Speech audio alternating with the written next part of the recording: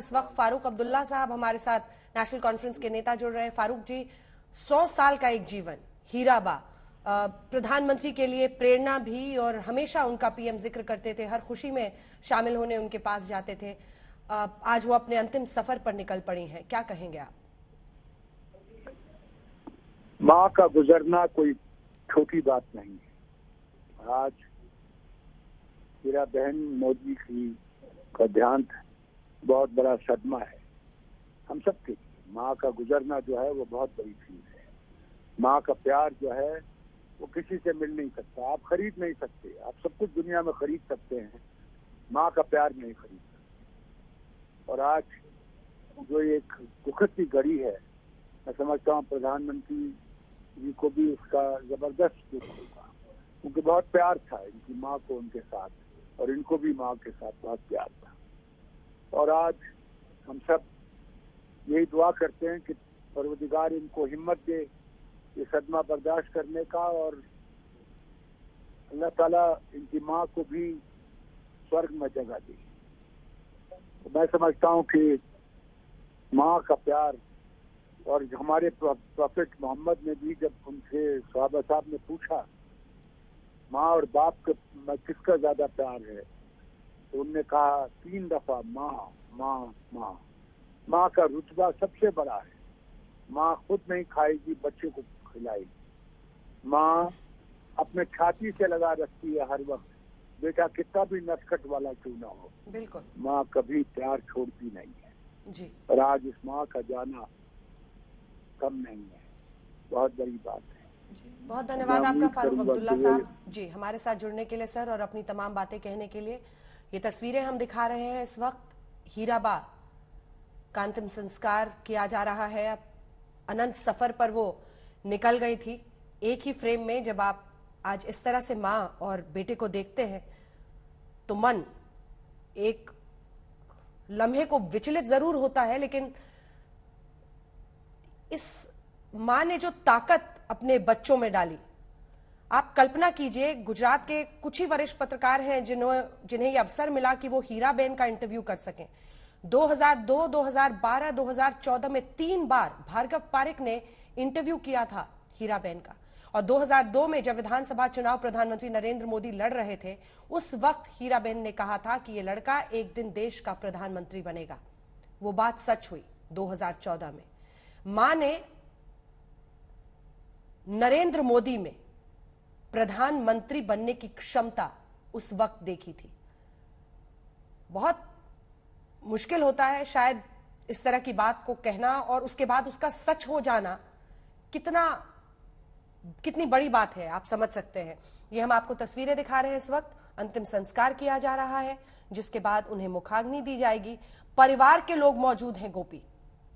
परिवार ने भी कहा है तय निर्धारित कार्यक्रम आप अपने करते रहिए, आप लोग अपने प्रार्थनाएं भेज रहे हैं, वही हमारे लिए काफी है। यही सच्ची श्रद्धांजलि है हीराबेन को। अक्सर हमने देखा है राजनीति में कि एक बहुत बड़े सियासी कार्यक्रम में तब्दील हो जाता है किसी का गुजर जाना, लेकिन आज सिर्फ परिवार के लोग हैं। यहां पर ओहदेदारों को बुलाकर कार्यक्रम या इस तरह का कोई आयोजन नहीं किया गया है।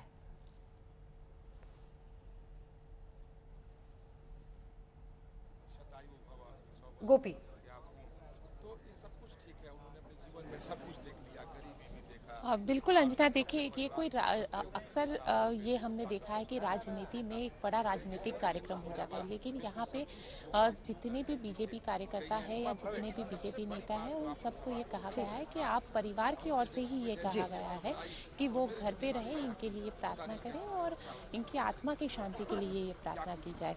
देखिए, और जहाँ तक राजनीति का सवाल आता है अंजना, तो राजनीति में हमने अक्सर ये देखा है कि लोग जो है वो एक दूसरे पे हमला करने का कोई मौका नहीं छोड़ते, लेकिन माँ को लेकर अक्सर एक भावनात्मक जो है वो रहता है, और यही चीज हमें राजनीति में भी देखने मिली थी जब बिल्कुल।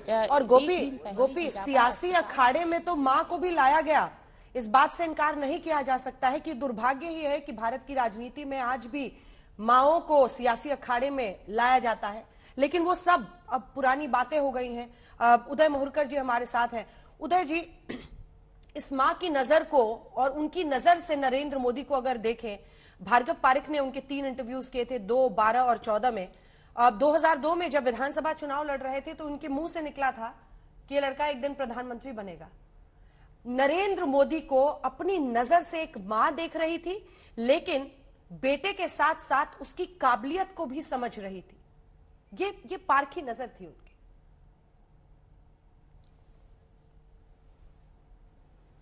बिल्कुल। देखिए, मैं माननीय प्रधानमंत्री जी को 35 साल से जानता हूं और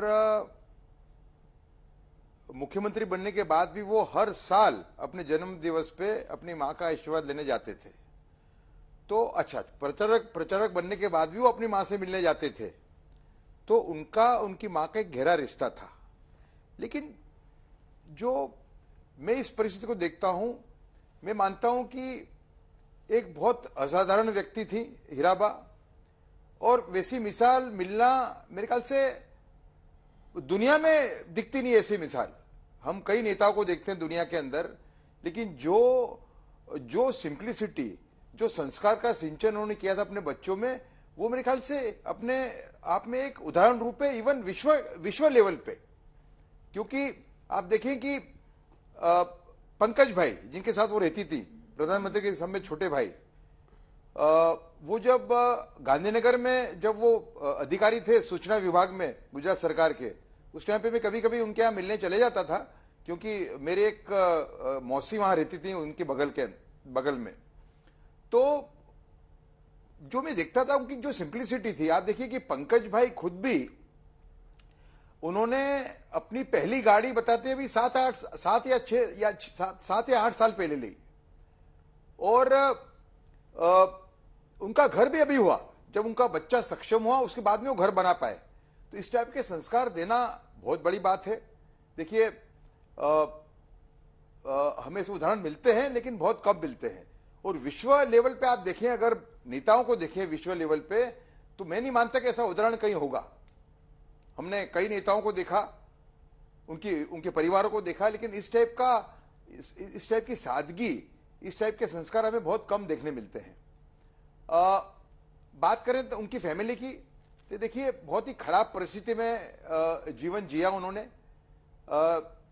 जो प्रधानमंत्री के पिता जो थे दामोदर दास जी, वो चाय बेचने का काम करते थे, और जो सॉल्ट क्रशिंग का काम भी करते थे वो। और अपनी पूरी फैमिली को उन्होंने एक एक्सटेंडेड फैमिली, उनकी फैमिली बहुत बड़ी थी उनके खुद के मेरे ख्याल से 4 या 5 भाई थे, एक बहन थी, और उनको भी उन्होंने अपने साथ में रखा।